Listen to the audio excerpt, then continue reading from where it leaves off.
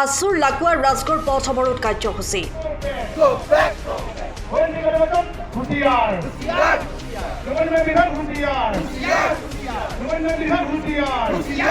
সদৌ অসম ছাত্ৰ সন্থা শিমলুগুৰি আঞ্চলিক সমিতি আৰু লাকুৱা আঞ্চলিক সমিতিৰ উদ্যোগত এই পথ অৱৰোধ কাৰ্যসূচী ৰূপায়ণ দীৰ্ঘদিন ধৰি ঐতিহাসিক লাকুৱা ৰাজগড় পথছোৱাৰে জৰাজীৰ্ণ অৱস্থাৰ প্ৰতি চৰকাৰ তথা গড় কাপ্তানি বিভাগে কোনো গুৰুত্ব নিদিয়াত ক্ষোভিত ছাত্ৰ সংগঠনটোৰ লগতে স্থানীয় ৰাইজ আমি ৰাজগড় প্ৰগতি জ্যেষ্ঠ নাগৰিক সন্মিলনৰ আমি সদস্য যে আমি এই ধোপাবৰ মৌজা আৰু শিলাকুটি মৌজাই সম্পূৰ্ণ ৩২খনতকৈ অধিক গাঁৱৰ ৰাইজৰ লগ লাগি আমি আমাৰ জ্যেষ্ঠ নাগৰিক সন্মিলনত ৰাজগড় প্ৰগতি জ্যেষ্ঠ নাগৰিক আমি গঠন কৰিছিলোঁ। আমি পূৰ্বতে আপোনালোকক জনাইছিলোঁ যে আমাৰ ইয়াতে কেইবাবাৰ ইয়াত এনেকুৱা পথ অৱৰোধ হৈছে। আমি এবাৰ আমাৰ কাৰ্যনিৰ্বাহী মানে আমাৰ অধিৱেশনত সিদ্ধান্ত কৰি আমি প্ৰস্তাৱ দিছিলোঁ যে শিমলুগুৰি এই ৰেল গেট ইয়াত এখন অভাৰব্ৰিজ লাগে আৰু ধুদৰালিৰ পৰা আৰম্ভ কৰি ৰাজগড় এই ৰাস্তাখিনি আমাৰ মেৰামতি কৰি দিব লাগে। এই কথাখিনি আমি প্ৰস্তাৱ দিছিলোঁ, কিন্তু সেইবোৰ আৰু কাৰ্যকৰী নহ'ল বাৰু। যিয়ে নহওক বাৰু মাজতে এবাৰ আমাৰ এই পথটো নিৰ্মাণ হৈছিল, হোৱাৰ পাছতে ৩-৪ বছৰ পাছত আকৌ ভাগি গ'ল। আমি এইখিনি কথাত আকৌ আমি আন্দোলন কৰিবলগীয়া হৈছিল ছাত্ৰ সন্থাৰ লগত। ইতিমধ্যে তেওঁলোকে আহি কি কৰিলে, ৰাতিৰ ভিতৰতে অলপ অলপ বালি আৰু শিল এনেকৈ মিলাই ৰাস্তা ঘাটবিলাক পৰংগত থৈ গুচি গ'ল আৰু সেইখিনি ৰ'দ দিলে শুকাই ধূলি হৈ যায় আৰু বৰষুণ দিলে বোকা হৈ চব আঁতৰি গুচি গ'ল। এতিয়া সম্পূৰ্ণ ৰাস্তাটো বিধ্বস্ত হ'ল। গতিকে আমি ভাবিছোঁ যে আজি আৰু শিমলুগুৰি আঞ্চলিক ছাত্ৰ সন্থা, লাকুৱা আঞ্চলিক ছাত্ৰ সন্থা লগতে আমি আমাৰ ৰাজগড় প্ৰগতি জ্যেষ্ঠ নাগৰিক সন্মিলনেও এইটো প্ৰতিবাদ কৰিছোঁ। এইখিনি যেতিয়ালৈকে মীমাংসা নহয় হয়তো আমাৰ আন্দোলন তেনেকৈ থাকিব। গতিকে আমি এইখিনিকে চৰকাৰক জনাইছোঁ সোনকালে যাতে আমাৰ ৰাস্তাটো সোনকালে মেৰামতি কৰি দিয়ে। পথছোৱাৰে দৈনিক ONGCৰ গধুৰ যান বাহন চলাচলৰ পাছতো ONGC অসম সম্পদে কোনো গুৰুত্ব প্ৰদান নকৰাত এতিয়া এনেদৰে পথ অৱৰোধৰ কাৰ্যসূচী ৰূপায়ণ কৰিছে সদৌ অসম ছাত্ৰ সন্থা শিমলুগুৰি আৰু লাকুৱা আঞ্চলিক সমিতিয়ে। উল্লেখযোগ্য যে মাহমৰা আৰু ডিমৌ সমষ্টিৰ সীমা চিহ্নিত কৰা পথছোৱাৰ প্ৰতি দুয়োটা সমষ্টিৰ বিধায়কে কোনেও গুৰুত্ব আৰোপ নকৰাত ক্ষোভিত স্থানীয় জনসাধাৰণৰ লগতে ছাত্ৰ সংগঠনটোৰ বিষয়ববীয়া তথা কৰ্মকৰ্তাসকল।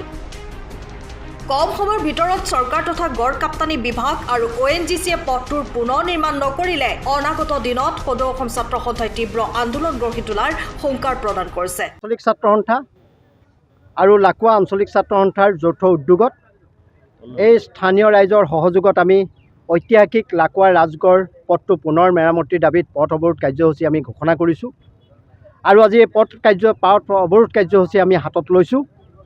আমি বহুবাৰ প্ৰশাসনক, লোক নিৰ্মাণ বিভাগক আৰু ONGCক আমি বাৰংবাৰ দাবী জনাই অহাৰ পিছতো আমি তেওঁলোকৰ ফালৰ পৰা কোনো সঁহাৰি নোপোৱাত আজি পথ অৱৰোধৰ নিচিনা জংগী কাৰ্যসূচী হাতত ল'বলগীয়া হৈছে। তাৰ বাবে দায়ী হৈছে লোক নিৰ্মাণ বিভাগ আৰু ONGC। তাৰ বাবে দায়ী কিন্তু ছাত্ৰ সন্থা আৰু সংগ্ৰামী জনতা নহয়।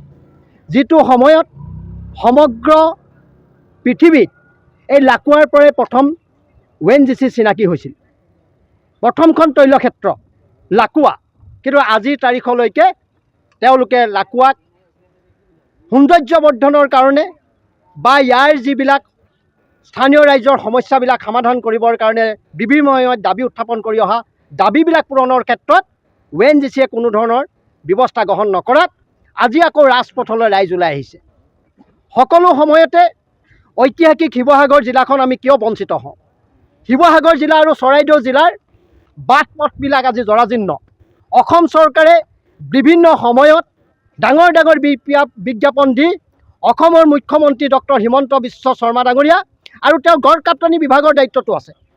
এইজন মুখ্যমন্ত্ৰীয়ে সমগ্ৰ অসমৰ দ্ৰুতগতিত উন্নয়নৰ কথা কয়। আজি এই প্ৰতিবাদস্থলীৰ পৰা সেই অসমৰ মুখ্যমন্ত্ৰীগৰাকীক আমি আমন্ত্ৰণ জনাইছোঁ, শিৱসাগৰৰ চৰাইদেউ জিলাৰ বাট পথবিলাক আপুনি আহি পেলাই নিজে পৰিভ্ৰমণ কৰক। শিৱসাগৰৰ চৰাইদেউ জিলাবাসী ৰাইজ কেনেকৈ কিমান কষ্টত আছে, ছাত্ৰ ছাত্ৰীসকল কেনেকুৱা কষ্টত স্কুললৈ অহা যোৱা কৰিছে, সৰ্বসাধাৰণ ৰাইজে কেনেকৈ অহা যোৱা কৰিছে এই পথবিলাকত, ভাগি চগি যোৱা পথবিলাকত। কিন্তু তেওঁলোকে কোনো ধৰণৰ ব্যৱস্থা গ্ৰহণ নকৰি অকল জালুকবাৰী সমষ্টিটো উন্নয়ন হোৱাৰ কাৰণে তেওঁ ভাবিছে গোটেই সমগ্ৰ অসম উন্নয়ন হৈছে। এই কথা যদি ভাবিছে তেওঁ মূৰ্খৰ স্বৰ্গ ৰাজ্যত বাস কৰাৰ বাহিৰে বেলেগ কথা একো নহয়। ইয়াত লোক নিৰ্মাণ বিভাগৰ অকমন্যতাৰ কাৰণে আজি শিৱসাগৰ আৰু চৰাইদেউবাসীৰ ৰাইজ অতিষ্ঠ হৈছে, কষ্ট পাইছে, কোনো পৰিকল্পনা নাই। শিৱসাগৰৰ পৰা ষ্টেচন চাৰিআলিলৈ যিটো আমাৰ বিজি ৰোড জৰাজীৰ্ণ অৱস্থা, ধুদৰালি জৰাজীৰ্ণ অৱস্থা, 4 লেনযুক্ত পথ জাজিৰ পৰা ডিমৌলৈকে আজিলৈকে সম্পূৰ্ণ নহ'ল। কিয় শিৱসাগৰবাসী ৰাইজক কষ্ট দিছে? ক'ত অধিকাৰ পালে তেওঁলোকে কষ্ট দিবৰ কাৰণে? কেতিয়াও এই কথা মানি লোৱা নহ'ব। আজি আমি পুনৰবাৰ আকৌ কৈছোঁ, আমি আজি ছাত্ৰ সন্থা আৰু সংগ্ৰামী জনতা আকুৰ গোচ, যেতিয়ালৈকে আমাৰ সমস্যা সমাধান কৰিবৰ কাৰণে লোক নিৰ্মাণ বিভাগৰ বিষয়ববীয়া আৰু ONGCৰ শীৰ্ষ বিষয়া ইয়াত আহি উপস্থিত নহয়, সমস্যাটো সমাধান কৰিবৰ কাৰণে ব্যৱস্থা নকৰে, তেতিয়ালৈকে কিন্তু পথ অৱৰোধ কাৰ্যসূচী কেতিয়াও উঠাই নলওঁ। আৰু ইয়াৰ পৰা গৈ পেলাই যিগৰাকী মন্ত্ৰী হৈছে যোগেন মোহন ডাঙৰীয়া, তেওঁ এই পথটোৱে নিৰ্মাণৰ ক্ষেত্ৰত কোনো ধৰণৰ ব্যৱস্থা গ্ৰহণ নকৰিলে। শেহতীয়াকৈ এইটো ডিমৌ সমষ্টিত অন্তৰ্ভুক্ত হৈছে এটা ছাইট। সীমা মামৰা সমষ্টি আৰু ডিমৌ সমষ্টি সীমা নিৰ্ধাৰণ কৰিছে ৰাজগড় পথটোৱে। এই সীমাটো তেওঁলোকে ঠিক কৰিব পৰা নাই, সমষ্টি কি উন্নয়ন কৰিব তেওঁলোকে? সেইকাৰণে এই দুইজনৰ জনপ্ৰতিনিধিক আমি আজি এই সংগ্ৰামৰ জৰিয়তে তীব্ৰ ভাষাৰে গৰিহণা দিছোঁ। মূল দাবী ঐতিহাসিক ৰাজগড় পথৰকে আৰম্ভ কৰি শিৱসাগৰ বাট পথবিলাক ঠিক কৰিব লাগিব। আৰু আপোনালোকৰ মাধ্যমৰ জৰিয়তে কৈছোঁ, ছাত্ৰ সন্থাই নাজিৰা নগৰৰ দিখৌ দলঙৰ কাষত যিটো নাজিৰা নগৰলৈ আদৰণি জনায়, সেইটোতে যি প্ৰকাণ্ড পুখুৰী সদৃশ গাঁত, সেই গাঁতবিলাকৰ পুনৰ নিৰ্মাণ কৰি পথটো যাতায়াতৰ সুবিধা হোৱাকৈ তাতো ছাত্ৰ সন্থাই এনেকুৱা ধৰণৰ আন্দোলনৰ কাৰ্যসূচী হাতত ল'ব বুলি আজি আপোনালোকৰ মাধ্যমৰ জৰিয়তে প্ৰশাসনক আমি জনাই দিছোঁ। নাজিৰাৰ পৰা নয়নমণি ভট্টাচাৰ্যৰ ৰিপৰ্ট, টাইম অফ আছা। আপুনি ঘৰখনত জাপানী চৌকাত, দৰ্জা, খিৰিকী, গ্ৰিল, গেট আদি লগাব বিচাৰে নেকি, যিবোৰ দীৰ্ঘদিন অটুট থাকিব? তেন্তে পলম নকৰিব, আমাৰ বিপণীলৈ আহক। যোৰহাটৰ একমাত্ৰ আমাৰ বিপণীত এনে উন্নত সামগ্ৰী উপলব্ধ। এই মেচিনটোৱে বেণ্ড কৰা হয়, দৰ্জা, চৌকাত আৰু উইণ্ডো বনোৱা হয়।